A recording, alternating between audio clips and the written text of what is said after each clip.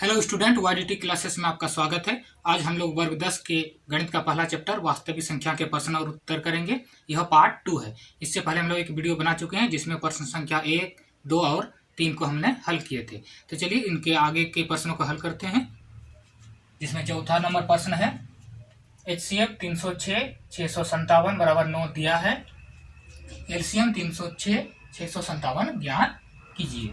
ठीक है, तो देखिए हमें एक सूत्र पढ़ा हुआ था कि LCM PQ बराबर होता है P गुना Q बटा HCF PQ। तो इसी के हिसाब से मेरा LCM 306 657 बराबर हो जाएगा 306 यानी दो संख्याओं का गुणनफल 657 बटा HCF 306 657। तो HCF का मान मेरा दिया गया है 9। ठीक है, तो 306 गुना 657 बटा HCF 306 657 का मान है 9। तो इसको हम लोग काटेंगे, 9 7 63, 9 तिया 27। तो 306 गुना 73, तो इसका मान आएगा मेरा 22,338। तो ये मेरा आंसर। ठीक है, अगला प्रश्न है पांचवा नंबर। जांच कीजिए कि क्या किसी प्राकृत संख्या n के लिए संख्या 6n अंक 0 पर समाप्त हो सकती है। तो प्रश्न बोल रहा है कि अगर 6n है जहां पर n कोई प्राकृत संख्या है। प्राकृत संख्या का मतलब 1 2 3 4 से लेके अनंत तक। तो ऐसा क्या कोई प्राकृत संख्या है n जो 6n का जो मान आएगा उसके अंत में 0 आएगा। ठीक है, तो जैसे देख लीजिए 6 का घात 1। ठीक है, तो n क्या है, प्राकृत संख्या है। तो 6 का घात 1 मतलब 6, और 6 का घात 2 यानी 6 गुना 6 36, और 6 का घात 3 बराबर 216। तो इस तरह अगर हम लोग आगे बढ़ते जाएंगे तो क्या कभी भी 6n यानी 6 का घात n के रूप में रहेगा और उसका मान जो आएगा उसके अंत में 0 रहेगा। प्रश्न ये पूछा गया है। ठीक है, तो इसको हम लोग हल करते हैं। 0 पर समाप्त होने वाली संख्या 10 से विभाज्य होती है। तो जितनी भी संख्याएं हैं और जिसके अंत में 0 होती है वे सभी 10 से भाग लगते हैं, वे 10 से विभाज्य होते हैं। क्योंकि 10 बराबर 2 गुना 5, इसलिए 0 पर समाप्त होने वाली संख्या के अभाज्य गुणनखंड में 2 और 5 अवश्य होंगे। तो इसका अर्थ हुआ कि जो भी संख्या के अंत में 0 रहेगा वे संख्याओं के जो अभाज्य गुणनखंड बनेंगे उसमें 2 और 5 अवश्य होंगे, मतलब वे रहते ही हैं। अगर नहीं है तो उसका जो मान होगा वो 6n के रूप में नहीं होगा। ठीक है, तो जैसे देखिए, इसलिए हम लोग 6n बराबर क्या होगा, 2 गुना 3। 6 को हम लोग 2 गुना 3 लिख सकते हैं, n बराबर 2 का घात n गुना 3 का घात n। तो यहाँ पर हम लोग देखते हैं कि 6n का जो भी मान आएगा उसके जो अभाज्य गुणनखंड होंगे उसमें 2 आ रहा है लेकिन 5 नहीं आ रहा है। यानी इसका जितना भी हम लोग मान लेंगे उसमें 5 अभाज्य गुणनखंड के रूप में नहीं रहेगा, इसलिए उस संख्या के अंत में 0 कभी भी नहीं हो सकता है। तो इसलिए हम लोग लिख सकते हैं कि 6n अंक के अभाज्य गुणनखंड में 5 नहीं आएगा, इसलिए प्राकृत संख्या n के लिए 6n 0 पर समाप्त नहीं हो सकता है। ठीक है, आगे देखते हैं हम लोग अगला प्रश्न। अगला प्रश्न है छठा नंबर। व्याख्या कीजिए कि 7 गुना 11 गुना 13 जोड़ 13 और 7 गुना 6 गुना 5 गुना 4 गुना 3 गुना 2 गुना 1 जोड़ 5 भाज्य संख्याएं क्यों है। तो ये जो संख्याएं हैं ये भाज्य संख्याएं हैं, और क्यों भाज्य संख्याएं हैं ये बताना है। ठीक है, तो देखिए पहले देखते हैं हम लोग 7 गुना 11 गुना 13 जोड़ 13। तो यहाँ से हम लोग 13 को कॉमन ले सकते हैं, तो ये हो जाएगा 7 गुना 11 जोड़ 1, यानी ये हो जाएगा 13, 11 7 77 जोड़ 1, यानी 13 गुना 78। तो इसे हम लोग 13 गुना 13 6 78 इस तरह से लिख सकते हैं। ठीक है, और गुना 1 लिख सकते हैं हम लोग इस तरह से। तो यहाँ पर हम लोग देख रहे हैं कि यह जो संख्या है यह 3 संख्याओं से भाग लगता है, 13 से, 6 से और 1 से। ठीक है, क्योंकि संख्या के 2 से अधिक भाजक है, इसलिए यह भाज्य संख्या है। ठीक है, क्योंकि किसी भी भाज्य संख्या का जो भाजक होते हैं वो 2 से अधिक होते हैं, यानी वो 2 से अधिक संख्याओं से भाग लगता है। ठीक है, अगला क्वेश्चन देखते हैं। 7 गुना 6 गुना 5 गुना 4 गुना 3 गुना 2 गुना 1 जोड़ 5। तो यहाँ आप देखिए 5 मेरा हम लोग कॉमन ले सकते हैं 5 को, तो 5 को यहाँ कॉमन ले लेंगे। 7 गुना 6 गुना 4 गुना 3 गुना 2 गुना 1 जोड़ 5 बाहर हो गया, तो यहाँ 1 है, यानी 5। इसको अगर हम लोग गुना करेंगे यहाँ तक तो 1008 प्लस 1, यानी यह हो जाएगा 5 गुना 1009। और गुना हम लोग 1 भी कर सकते हैं, वो संख्या 1 से तो सभी संख्याएं भाग लगती है। तो यहाँ भी हम लोग देखते हैं कि यह भी संख्या के 2 से अधिक भाजक हैं। ठीक है, क्योंकि संख्या के 2 से अधिक भाजक है, इसलिए यह संख्या भाज्य संख्या है। ठीक है, क्योंकि किसी भी संख्या का अगर भाजक 2 से अधिक है तो वह संख्या भाज्य संख्या होती है। ठीक है, तो चलिए हम लोग अगला प्रश्न देखते हैं। अगला प्रश्न है 7वां नंबर। किसी खेल के मैदान के चारों ओर एक वृत्ताकार पथ है। इस मैदान का एक चक्कर लगाने में सोनिया को 18 मिनट लगते हैं, जबकि इसी मैदान का एक चक्कर लगाने में रवि को 12 मिनट लगते हैं। मान लीजिए वे दोनों एक ही स्थान और एक ही समय पर चलना प्रारंभ करके एक ही दिशा में चलते हैं। कितने समय बाद वे पुनः प्रारंभिक स्थान पर मिलेंगे? ठीक है, इस प्रश्न को पहले हम लोग अच्छी तरह से समझ लेते हैं कि प्रश्न बोल रहा है एक वृत्ताकार पथ है। ठीक है, और इस वृत्ताकार पथ को सोनिया और रवि, सोनिया एक चक्कर लगाने में उसे 18 मिनट लगता है और रवि को एक चक्कर लगाने में 12 मिनट लगते हैं। तो प्रश्न कह रहा है कि अगर वे एक ही दिशा में एक ही समय में दौड़ना प्रारंभ करेंगे तो वह पुनः उसी स्थान पर कितने समय बाद मिलेंगे। यानी ये लोग यहाँ से अगर दौड़ना शुरू करेगा तो कितने टाइम बाद फिर दोनों सेम इसी लाइन पर आ जाएंगे, मतलब एक ही जगह पर आ जाएंगे। ठीक है, तो इसका जो उत्तर होगा वो 18 और 12 का जो एलसीएम होगा वही इसका आंसर होगा। ठीक है, तो चलिए इसका एलसीएम निकालते हैं। 18 के लिए 2 गुना 3 गुना 3, यानी 2 गुना 3 का घात 2, और 12 के लिए 2 दूनी 4 तिया 12, यानी 2 का घात 2 गुना 3। तो मेरा एलसीएम 18 और 12 का होगा।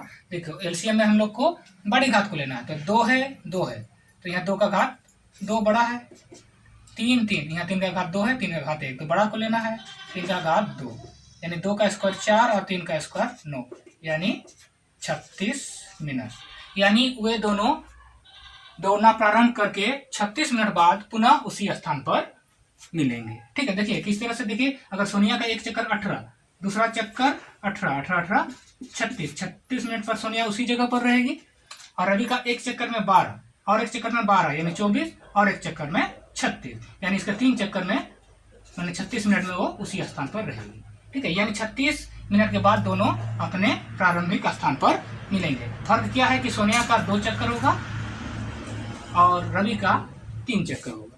ठीक है, अगला प्रश्न है उदाहरण 1।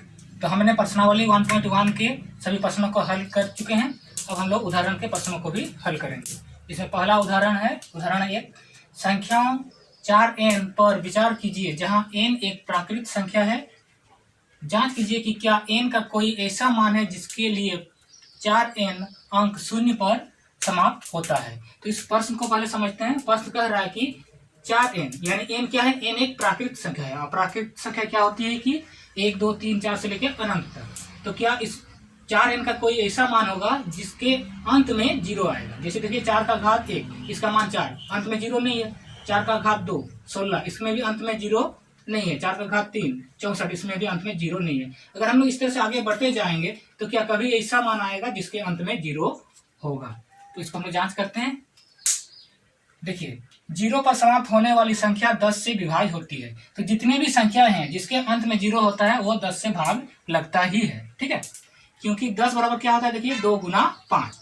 इसलिए जीरो पर समाप्त होने वाली संख्या के अभाज्य गुणनखंड में 2 और 5 अवश्य होंगे। यानी जिस भी संख्या के अंत में जीरो रहेगा, अगर उसका हम लोग अभाज्य गुणनखंड निकालेंगे तो उसमें 2 और 5 जरूर होगा। उसके अलावा दूसरे संख्या भी हो सकते हैं, लेकिन 2 और 5 वो अवश्य ही होंगे।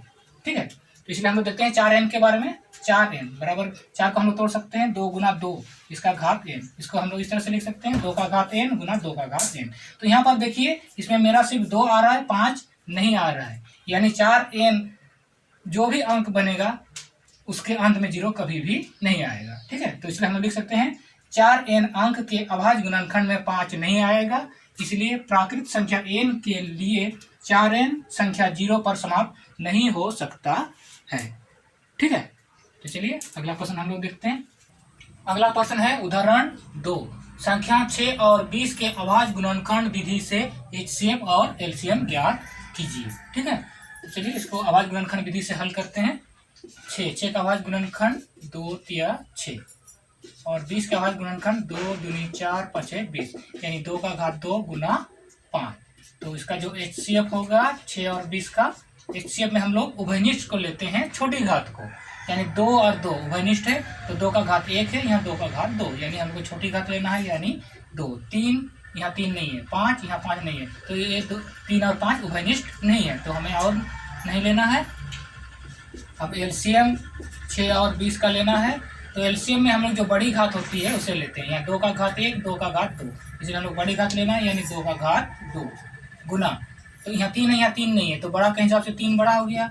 यहाँ 5 है यहाँ 5 नहीं है, तो बड़ा लेना है, यानी 5 आ जाएगा। ठीक है, तो ये देखिए 2 का घात 2 यानी 4 गुना 3 गुना 5, तो इसका आंसर हो जाएगा 60। इसलिए 6 और 20 का जो HCF है 2 और LCM 60।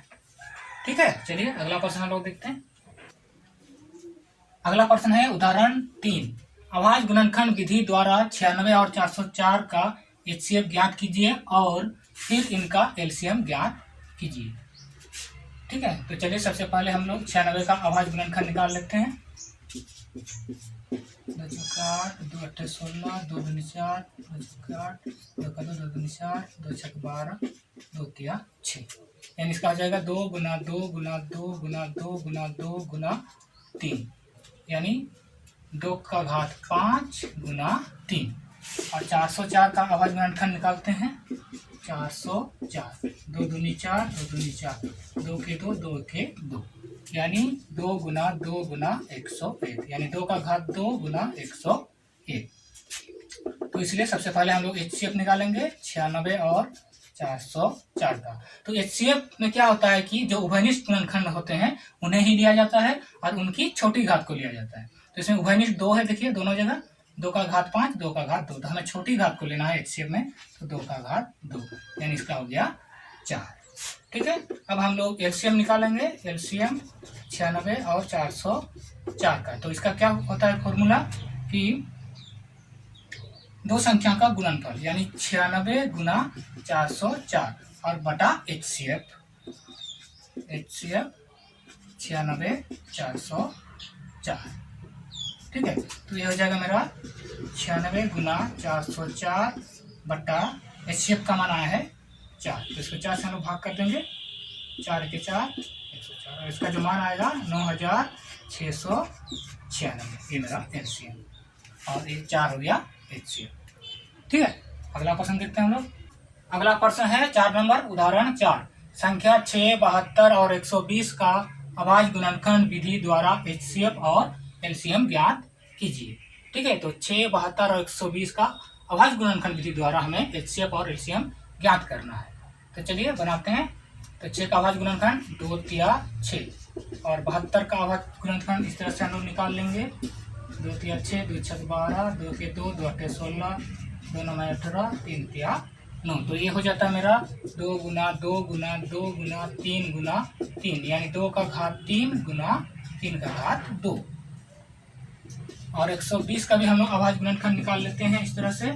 2 छक 12 2 तिया 6 2 के 2 2 5 10 3 5 15, यानी ये हो जाता है 2 गुना 2 गुना 2 गुना 3 गुना 5, यानी 2 का घात 3 गुना 3 गुना 5। तो सबसे पहले हम लोग HCF निकालते हैं 6, 72 और 120 का। तो HCF में हम लोग को उभयनिष्ठ गुणनखंड का छोटी घात को लेना है। तो यहाँ 2 का घात 1, 2 का घात 3, 2 का घात 3, तो छोटी हो गया मेरा 2। ठीक है, और उभयनिष्ठ कौन है, देखिए 3 3 3, तो 3 भी उभयनिष्ठ है, तो 3 का घात 1, 3 का घात 2, यहाँ 3 का घात 1, तो छोटी में मेरा 1 ही हो रहा है, इसीलिए यहाँ पर हम लोग 3 लेंगे, यानी HCF मेरा 6 हो गया। अब LCM हम लोग निकालते हैं 6, 72 और 120 का। तो इसमें हमको बड़ी घात को लेना है, 2 का घात 1, 2 का घात 3, 2 का घात 3, तो बड़ी में 2 का घात 3 होगा, गुना 3 का घात 1, 3 का घात 2, 3 का घात 1, तो यानी बड़ी में 3 का घात 2, और देखिए 5 यहाँ है, 5 बाकी में नहीं है, तो बड़ा 5 हो गया। ठीक है, इसका देखिए 2 को 3 बार गुना करेंगे 8, 3 को 2 बार गुना करेंगे 9 और 5। ठीक है, तो ये हो जाएगा 360। तो मेरा 6, 72 और 120 का HCF हो गया 6, और 6, 72, 120 का LCM हो गया 360। ठीक है, तो आज हमने वर्ग 10 के गणित का पहला चैप्टर वास्तविक संख्या के प्रश्नावली 1.1 के बाकी प्रश्नों को भी हल कर लिए हैं। अगर आपको यह वीडियो अच्छा लगा तो लाइक और शेयर कीजिए, और अगर आप इस चैनल पर नए आए हैं तो इस चैनल को जल्दी से सब्सक्राइब कीजिए। मिलते हैं हम लोग अगले वीडियो पर।